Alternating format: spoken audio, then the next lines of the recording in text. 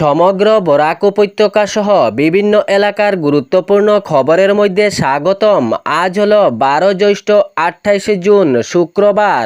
আজকের প্রথম খবরটি হলো, যাহারা রেশনযোগ্য হিতাধিকারী রয়েছেন অর্থাৎ যাহাদের রেশন কার্ড রয়েছে তাহাদের জন্য সুখবর। বিনামূল্যে চাউলের সঙ্গে দেওয়া হবে ডাল, চিনি, লবণ, জানিয়েছেন কৌশিক রায়। নবনিযুক্ত খাদ্যমন্ত্রী কৌশিক রায় জানিয়েছেন 100 টাকায় নয়, বিনামূল্যে দেওয়া হবে চাল, ডাল, চিনি এবং লবণ। জানানো হয়েছে আগামী 6 জুলাই থেকে শুরু হবে বাজেট অধিবেশন। ওই বাজেট অধিবেশনে বরাদ্দ করা হবে রেশনের অনুদান এবং আগামী 1 আগস্ট থেকে দেওয়া হবে বিনামূল্যের ডাল, চিনি এবং লবণ। যাহাদের রেশন কার্ড রয়েছে এবং রেশন কার্ডের মারফতে যে বিনামূল্যের চাউল পান তাহারাই পাবেন চিনি, ডাল ও লবণ। কিন্তু এর আগে বিনামূল্যে চাউলের সঙ্গে রেহাই মূল্যের সামগ্রী ডাল, চিনি ও লবণ দেওয়ার পরিবর্তে 100 টাকা নেওয়া হতো। তা আগামী 1 আগস্ট থেকে সেই 100 টাকা নেওয়া হবে না, দেওয়া হবে বিনামূল্যে চাউলের সঙ্গে বিনামূল্যে ডাল, চিনি ও লবণ, জানিয়েছেন নবনিযুক্ত খাদ্যমন্ত্রী কৌশিক রায়। 100 টাকায় নয়, বিনামূল্যে ডাল, চিনি এবং লবণ। এর পরবর্তী খবরটি হলো, পশ্চিমবঙ্গে শুরু হয়েছে প্রধানমন্ত্রী আবাস যোজনার কাজ। খুব দ্রুত গতিতে চলছে পশ্চিমবঙ্গে প্রধানমন্ত্রী আবাস যোজনার কাজ। প্রধানমন্ত্রী আবাস যোজনার পাকা ঘরের বড় ঘোষণাও করলেন বাংলার মুখ্যমন্ত্রী শুভেন্দু অধিকারী। তিনি জানিয়েছেন 10 লক্ষ নতুন সরকারি পাকা ঘরের টাকা দেওয়া হবে 20 জুলাইয়ের মধ্যে। আগামী 20 জুলাইয়ের মধ্যে এ কাজ হবে বলে তিনি জানিয়েছেন। বাড়ি বাড়ি গিয়ে সমীক্ষা শুরু করা হবে। যাহারা প্রধানমন্ত্রী আবাস যোজনার পাকা ঘরের প্রথম কিস্তির টাকা পেয়েছিলেন তাদেরও দ্বিতীয় কিস্তির জন্য 60,000 টাকা 1 সপ্তাহের মধ্যে ব্যাংক অ্যাকাউন্টে সরাসরিভাবে দেওয়া হবে বলে তিনি জানিয়েছেন। বাংলায় যাহারা প্রধানমন্ত্রী আবাস যোজনার পাকা ঘরের প্রথম কিস্তি পেয়েছিলেন এবং সেই কিস্তির টাকা দিয়ে যে ঘর নির্মাণ করেছিলেন তাহাদের মধ্যে সবাই দ্বিতীয় কিস্তির দিকে তাকিয়ে রয়েছিলেন, কিন্তু এবার জানালেন বাংলার মুখ্যমন্ত্রী শুভেন্দু অধিকারী তাহাদের জন্যও সুখবর। তিনি জানিয়েছেন সেই দ্বিতীয় কিস্তি 60,000 টাকা 1 সপ্তাহের মধ্যে সরাসরি ব্যাংক অ্যাকাউন্টে দেওয়া হবে। যাহাদের কাঁচা ঘর রয়েছে এবং যাহারা যোগ্য হিতাধিকারী প্রধানমন্ত্রী আবাস যোজনা পাকা ঘর পাওয়ার তাহাদেরকে বঞ্চিত করা হচ্ছে না। নতুন তালিকায় তাহাদের নাম অন্তর্ভুক্ত করা হচ্ছে। এর পরবর্তী খবরটি হলো, যাহারা পিএম কিষাণ যোজনার আওতায় রয়েছেন তাহাদের যদি এ কাজ না হয় তাহলে আগামীতে কিস্তির টাকা ব্যাংক অ্যাকাউন্টে আসতে অনেক অসুবিধা হবে।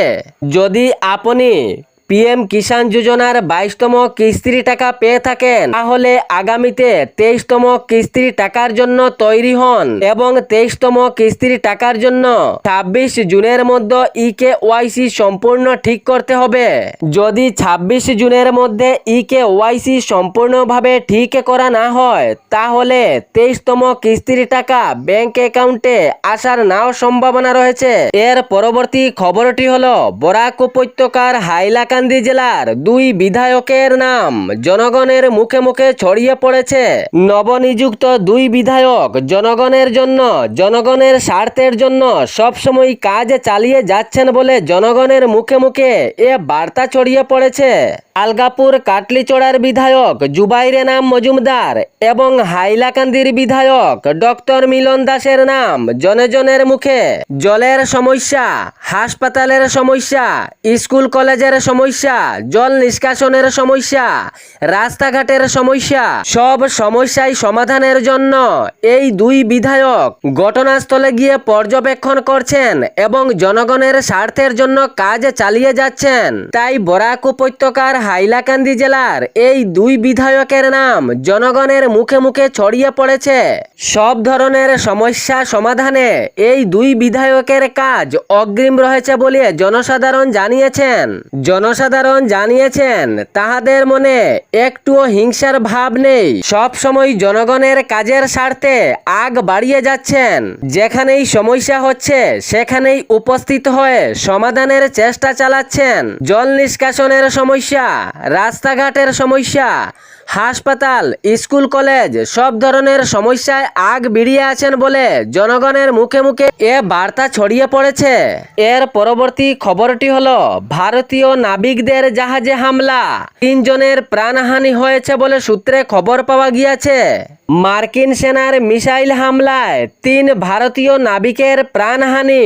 মার্কিন সেনার মিসাইল হামলায় 3 ভারতীয় নাবিকের প্রাণহানি ওমান উপসাগরে। সূত্রে জানা গিয়েছে ওমান উপসাগরে কয়েকদিন ধরে একাধিক ভারতীয় জাহাজে হামলা হয়েছিল।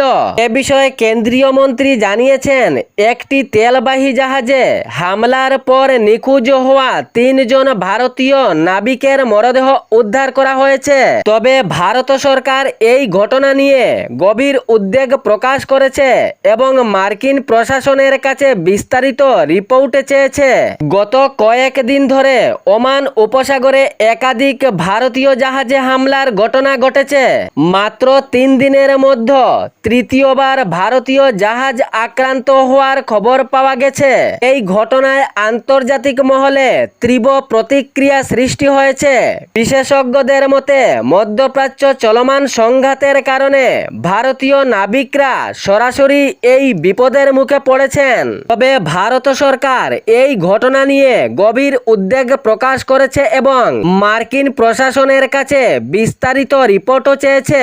ওমান উপসাগরে ভারতীয় জাহাজে হামলার পর 3 ভারতীয় নাবিকের প্রাণহানি, এ ঘটনাকে ঘিরে আন্তর্জাতিক মহলে তীব্র দেখা দিয়েছে।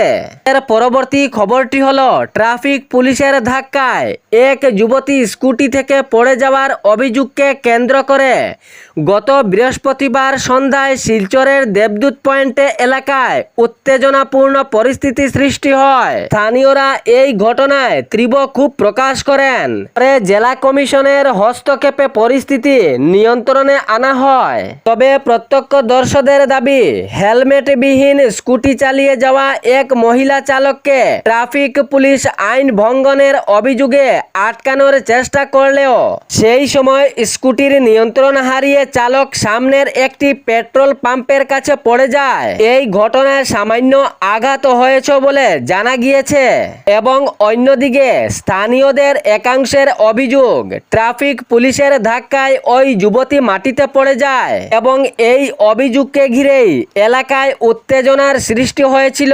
পরে প্রশাসন ও স্থানীয়দের সহযোগিতায় পরিস্থিতি স্বাভাবিক হয় এবং আহত যুবতীকে প্রাথমিক চিকিৎসাও দেওয়া হয়। তবে ঘটনায় উপস্থিত পুলিশ কর্মীরা জানান এলাকায় যে সিসিটিভি ফুটেজ রয়েছে তাহা পরীক্ষা করা হবে এবং এই ঘটনার পূর্ণাঙ্গ তদন্ত করা হবে।